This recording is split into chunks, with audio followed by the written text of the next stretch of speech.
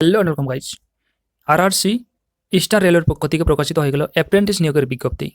তো এখানে আবেদন করতে হলে তোমাদের বয়স, যোগ্যতা ও সিলেকশন প্রসেস, তার সাথে এক্সাম প্যাটার্ন এবং এক্সামিনেশন ফি এবং কবে থেকে তোমরা আবেদন করতে পারবে সম্পূর্ণ তথ্য দেওয়ার চেষ্টা করব এই ভিডিওতে।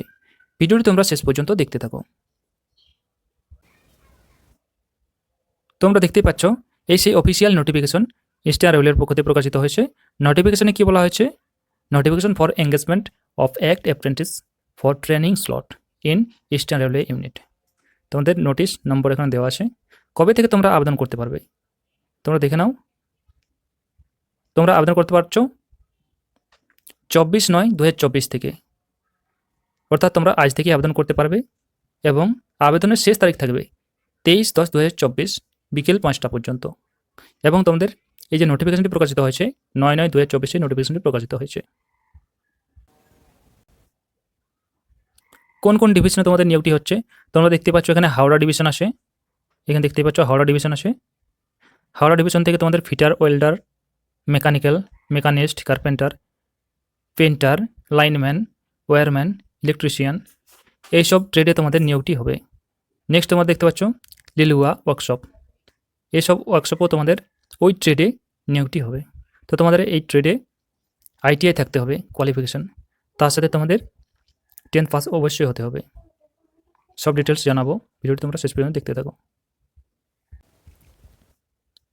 তোমাদের এখানে টোটাল ভ্যাকেন্সি আছে 3115টি, 3115টি তোমাদের এখানে টোটাল ভ্যাকেন্সি আছে।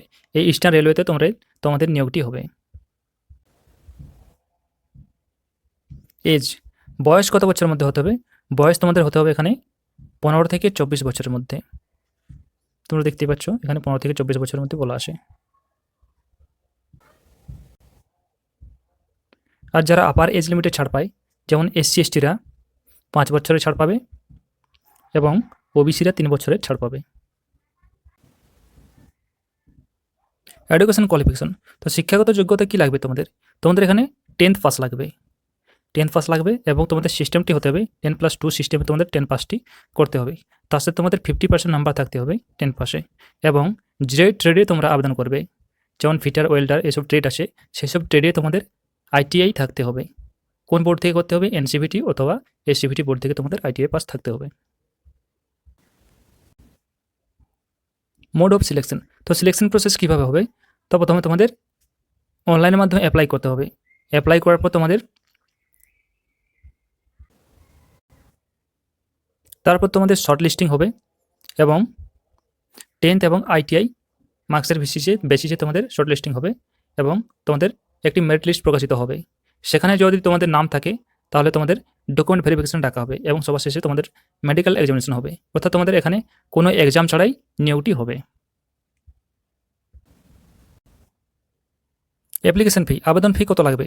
আবেদন ফি 100 রুপিস লাগবে, 100 টাকা আবেদন ফি লাগবে। এবং এসসি এসটি যারা আসে এবং পিডাব্লিউবিডি আসে, তার সাথে ওমেন ক্যান্ডিডেট যারা আবেদন করবে তাদের কোনো ফি লাগবে না।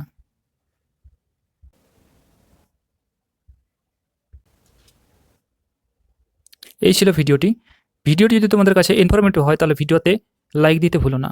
আর চ্যানেলে নতুন হলে চ্যানেলটি অতি অবশ্যই সাবস্ক্রাইব করবে। ধন্যবাদ।